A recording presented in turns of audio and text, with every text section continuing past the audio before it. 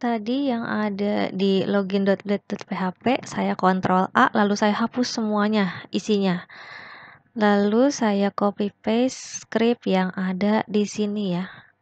Dari sini sampai sini sampai sini.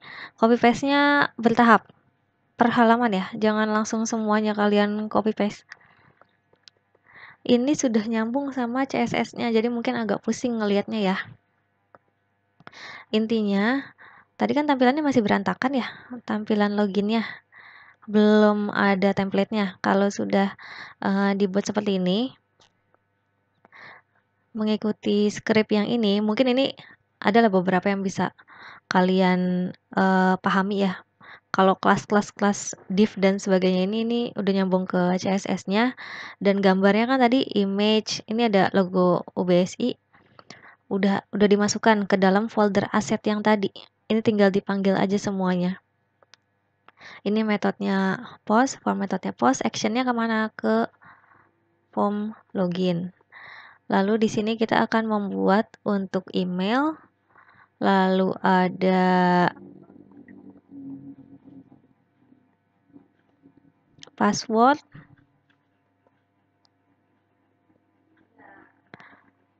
kalau sudah intinya kalian save dan lihat tampilannya. Di save, lalu kalian bisa mengklik tombol login yang sudah ada tadi, atau kalian bisa langsung ke garis miring login. Tampilannya kurang lebih seperti ini ya. Tapi kalau di saya di sini mungkin agak pendek, beda dari yang ada, cuma dibiarkan aja. Intinya template-nya sudah berhasil diterapkan ke file halaman loginnya. Lalu di sini kita mengisi data pengguna. Form yang kita buat ini kan belum ada data penggunanya ya, atau data usernya ya. Di dalam database-nya kita cuma baru bikin database project SIA aja, belum kita buat tabel usernya, dan belum ada isi datanya. Di sini makanya kita buat sebuah tabel user dan mengisi tabel tersebut menggunakan seeder. Kita cek dulu, buka file create_users_tabel.php. Kita cek dulu dia adanya di mana ya.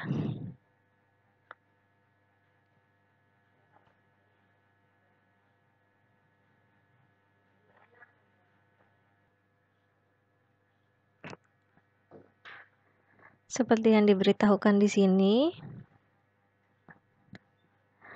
Kita cek di Visual Studio Code-nya, ada di folder database, lalu folder migrations. Cari file create_users_table. Adanya di sini. Database, lalu di migrations, lalu ada nih create users table.php. Kalau dibuka tampilannya seperti ini.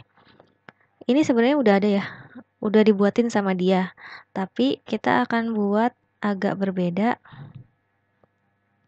mengikuti yang ada di sini.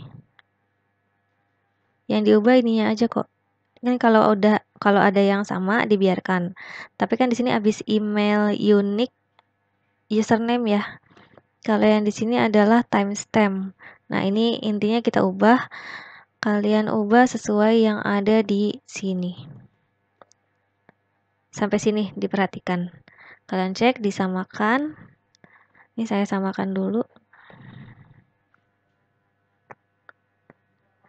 Oke, ini sudah saya samakan. Jadi nanti ada field ID. ID ini otomatis berarti jadi primary key-nya ya. Dia tipe datanya integer dan juga auto increment, yaitu penambahan angka 1. Otomatis 1, 2, 3, 4 dia akan bertambah otomatis. Lalu ada field name dengan tipe data string.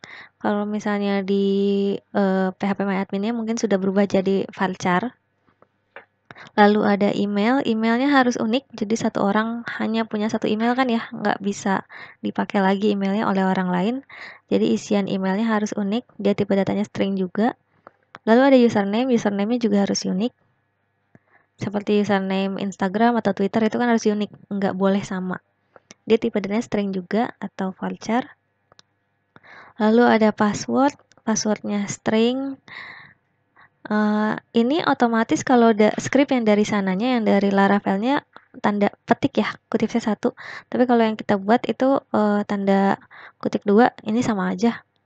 Nggak ada perbedaan sebenarnya, cuma di tanda ini aja menandakan kalau misalkan dia string, intinya harus ada di dalam kutip, baik itu kutip 1 atau 2.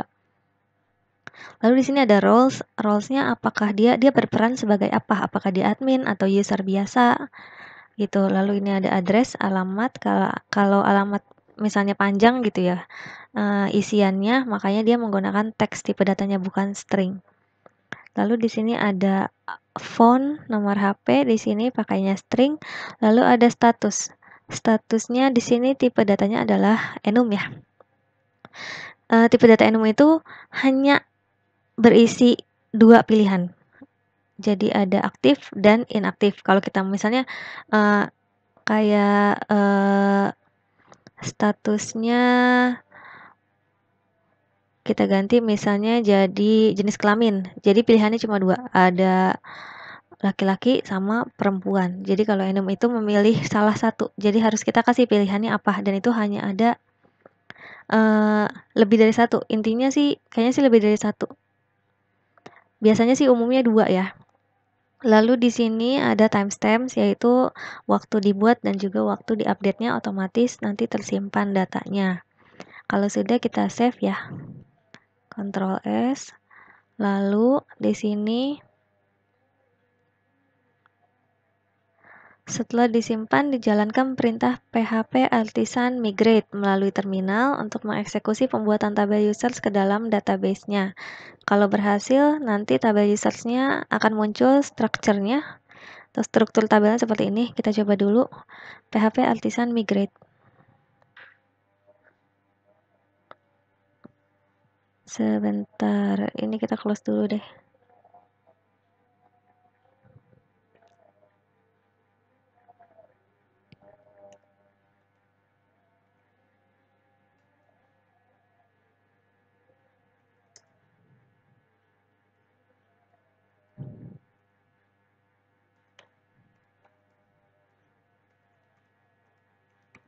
Kita langsung ke foldernya aja. Project Sia. Lalu kita coba php artisan migrate. Kita coba ya.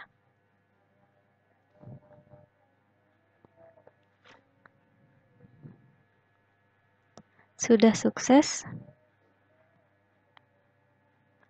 Di sini coba kita cek dulu. Database project Sia. Ini sudah ada tabel usernya.